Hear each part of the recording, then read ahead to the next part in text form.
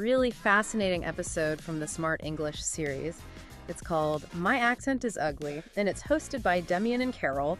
And let me tell you, the research behind this goes way deeper than just, practice more. Oh, absolutely. It's a profound set of source materials today. We're looking at the episode transcripts, but also the background research they used on language acquisition and psychological studies on performance anxiety. We're talking about neuroscience, psychological conditioning, and something they call the heavy backpack. The core thesis here is that your accent isn't actually ugly. The problem isn't the sound waves coming out of your mouth. The problem is the story you are telling yourself about those sound waves. Now, that is a big claim because I feel like when I hear myself speak a new language, the problem is definitely the sound waves. They sound completely wrong. Are you saying the source material suggests we're hallucinating the ugliness? In a way, yes. Or rather, we are filtering the sound through a really thick layer of fear. The Smart English episode frames this as pronunciation anxiety. It's not a technical failure of your mouth, it's an emotional reaction. And the goal of our dive today is to unpack why we feel so small when we speak and how to practically move to a place where we feel, to use their word, brave. From small to brave. I really like that trajectory. And we have a lot to cover today. The heavy backpack metaphor, the time thieves of social media, and a technique called shadowing, which I thought I understood shadowing, but after reading these notes, I realized I have been doing it wrong my entire life. Most people do. We are going to do a sort of masterclass on shadowing later on because it really is the mechanical key to unlocking the psychological door. But we have to start with the psychology, right? We do, because if your brain is in a state of threat, your mouth simply cannot perform. Okay, let's go there. The Smart English hosts, Demian and Karol, they start their episode by talking about this ugly feeling. They describe it as freezing up completely, and they introduce this metaphor of the heavy backpack. It's a great visual. Now, metaphors are great, but can we get specific? What is actually inside this backpack? It's a brilliant visualization of cognitive load. Yeah. So imagine you are hiking up a steep mountain. That mountain represents the act of speaking a second language. Okay, I'm with you. You have to think about grammar, vocabulary, sentence structure. That is already a heavy workout for the brain. Right. It's like leg day for your neurons. Exactly. But then you strap on a 50-pound backpack. The rocks in that backpack are your anxieties. And the research suggests these aren't just vague worries. They are specific rocks. Give me an example of a rock. What's weighing us down? Well, one rock is the memory of past judgment. Let's say maybe in high school, a teacher laughed at you when you mispronounced a vowel, like saying beach versus a slightly more inappropriate word. Oh, wow. Yeah, that classic mistake. That moment becomes a rock. Every time you open your mouth to say a similar vowel, your brain flashes back to that exact moment of humiliation in front of the class. You are carrying that shame with you. That is heavy. So you aren't just trying to casually say the sun is shining at the beach. You are trying to say it while actively defending yourself against a ghost from 10th grade. Precisely. Another huge rock is identity crisis. Identity crisis. Think about it. When we speak our native language, we are funny, we're smart, we're articulate. When we speak a new language, especially early on, we often feel like children. We feel really simple. Yes. There's a rock called the fear of sounding stupid. You are essentially grieving the loss of your intelligent, witty self. I feel that on such a deep level. I've traveled to places where I speak the language like a toddler. And it is so frustrating because inside my head, I want to say something complex and interesting. And out loud, I can only say, where is bathroom? And it makes you feel less than. It really does. And that feeling takes up working memory. This is where the neuroscience comes in. Your brain only has a certain amount of processing power, let's call them slots, available at any given moment. If you are using 40% of your slots to worry about whether people are judging you and 30% of your slots to dwell on a mistake you made 2 minutes ago. You only have 30% left to actually speak English. Exactly. You are literally making yourself less capable by carrying the backpack. The anxiety consumes the exact resources you need for fluency. You used a word there, dwell. That's actually one of the vocabulary words the source material highlights on their word tour, dwelling on something. Yes. To dwell originally meant to live or to reside somewhere, like a dwelling place. But in this psychological context, it means you are living inside a negative thought. So you make a pronunciation error, maybe you fumble the stuff sound. And instead of moving on, your mind sets up camp right there. You build a little house inside that mistake. So the conversation has moved on. Everyone else at the table is talking about lunch, But you are still back there living in the slough sound. You are dwelling. And because you are dwelling in the past, you cannot be present for the future. Okay. You miss the very next question someone asks you, which leads to more awkwardness, which just adds another rock to the backpack. It is a compounding cycle. It's a complete spiral.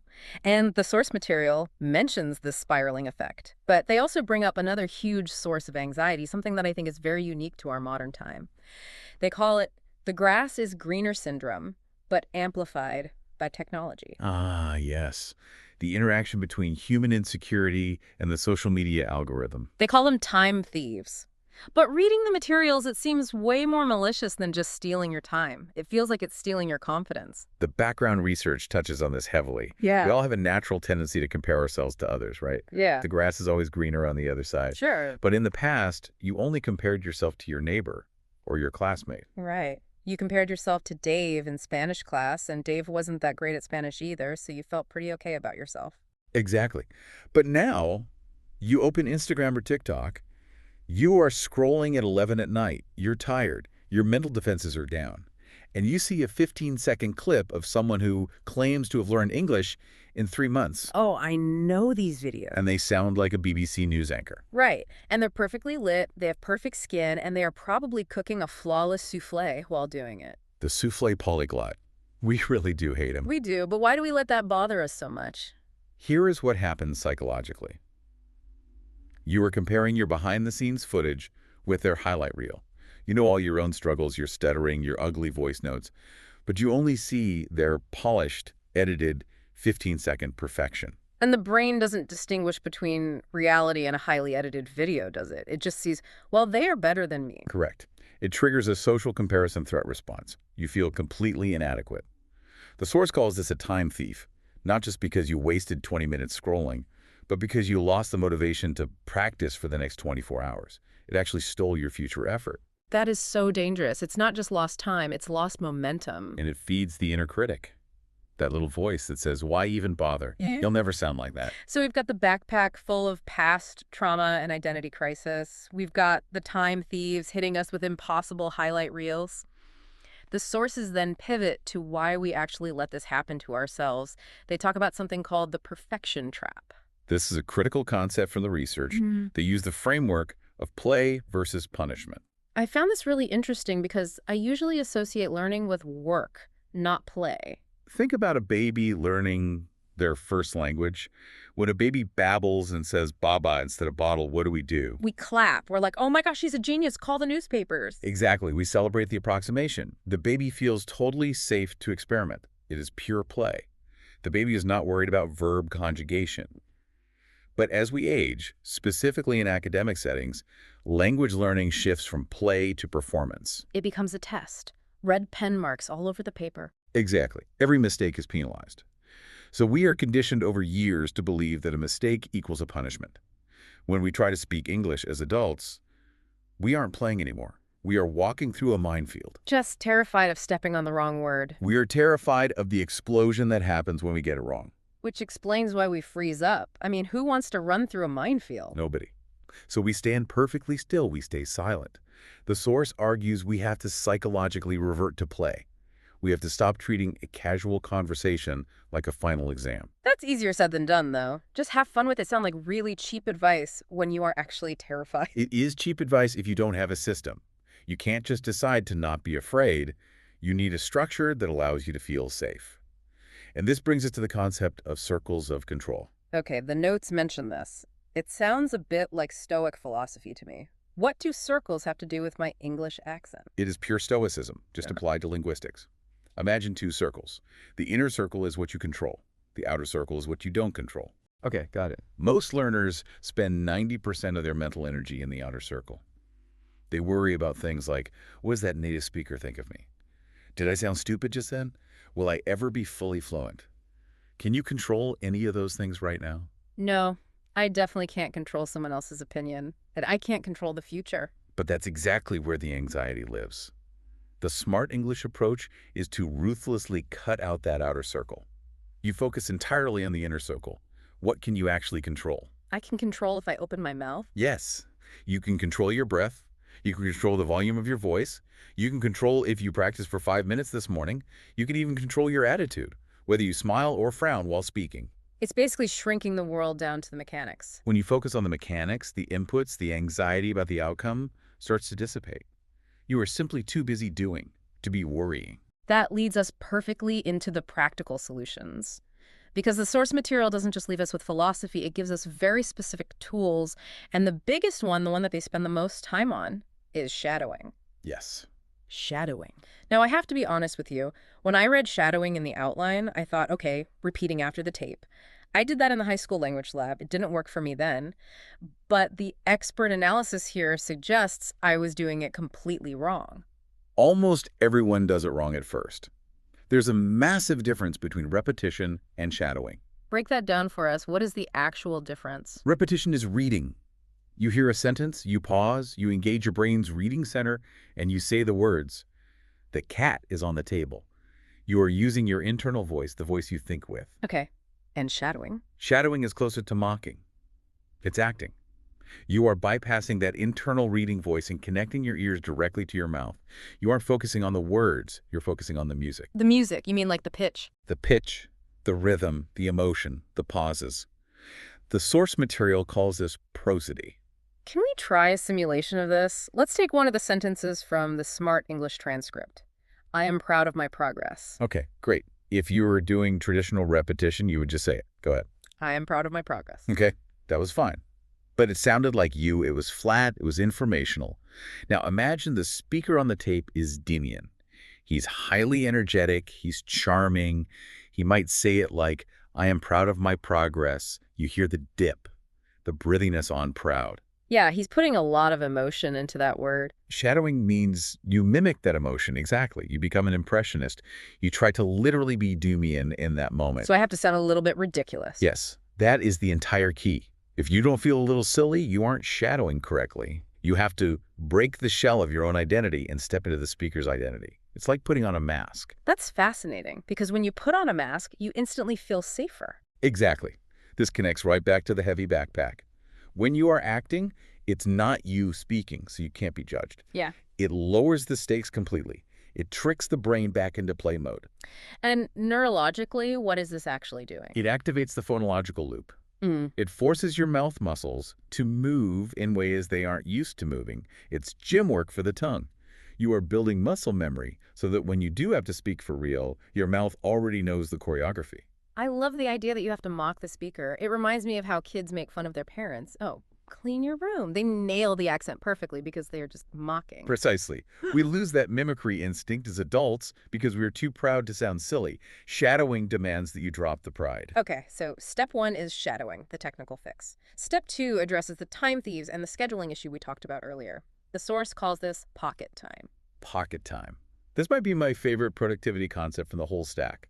It challenges the idea that you need a formal study session. Right. The whole I need a perfectly quiet hour with a candle and my fresh notebook fantasy. Which never happens. Yeah. And because it never happens, we never study. The source argues that we have coins of time scattered throughout the day. The coins. 3 minutes waiting for the coffee to brew, 5 minutes waiting for the bus, 2 minutes in the elevator. Yeah. Usually we just throw these coins away, we doom scroll, we stare at the wall. We waste the water. That was another metaphor they used, right? Time is water. Yes.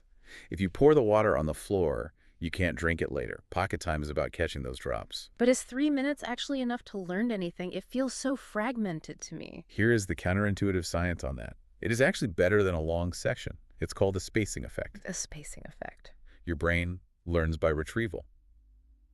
Every time you have to boot up the English file in your brain, the neural pathway gets stronger. If you study for 1 continuous hour, you boot up once. If you study for 5 minutes 10 times a day, you boot up 10 times. Oh, wow. So the interruption is actually the point. In a way, yes. You are forcing your brain to switch contexts rapidly. I am making coffee, boom, English word. I am walking the dog, boom, shadowing. You are weaving the language into the fabric of your life rather than keeping it in a separate, intimidating box. And it creates that intentionality, which is another word from our vocabulary tour, intentional. Doing something on purpose. Pocket time requires you to be intentional. You have to carry the intention with you all day. When I get in the Uber, I will do 1 shadowing exercise. It stops the goal from being vague. Exactly. I want to learn English is vague. It's a fog. You can't grasp it. I will shadow for 3 minutes while the kettle boils is a solid object. You can hold it. You can actually do it. So we have the mechanical fix with shadowing, the schedule fix with pocket time. Now we need the emotional fix, the mindset shift. And this involves what I think is the scariest thing of all, recording yourself. The record and be kind strategy. This is pure exposure therapy. Why is it so important to record ourselves? We hate the voice note, remember? Because you need to close the gap between perception and reality. Yeah. And you need to desensitize yourself to the sound of your own voice. The source suggests recording a 1-minute diary entry, just narrating your day. Like I woke up, I had toast, it was raining. Simple stuff. But here is the unbreakable rule. You cannot critique it harshly. You have to listen back to it and find one good thing. Just one good I point. communicated the idea clearly. My rhythm was okay. I didn't stutter on the word toast. You have to train your inner critic to become an inner coach. It's retraining the brain to associate your voice with safety, not a threat. Yes. If every time you hear your voice, you attack yourself, your brain will classify your voice as an enemy. You have to make peace with the sound. I really like the vibe of the smart English hosts here, Demian and Karol. We should talk about them for a second. The source material is essentially a dialogue between them, and they have this very specific dynamic. Demian is high energy, a bit flirty, very gallant. Karol is soothing, warm, very inviting. Why is that specific atmosphere so important for learning? It's not just for entertainment value.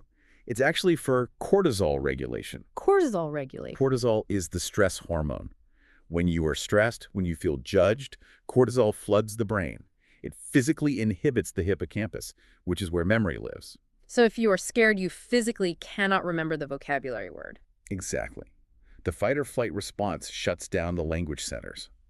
By creating an atmosphere that is flirtatious, warm, funny, and safe, Demian and Karol are chemically priming the listener's brain to learn. They are lowering the cortisol so the dopamine can get in. That makes perfect sense. We always think of a strict, mean teacher as being effective, but a strict teacher might actually be shutting our brains down completely. A strict teacher triggers the backpack. A warm friend helps you take the rocks out. That connects right back to the concept of the safe space. They keep repeating, this is a judgment-free zone. They're trying to create a bubble where play can happen again. And they model vulnerability. Demian tells stories about his own failures. Karol talks about her own insecurities.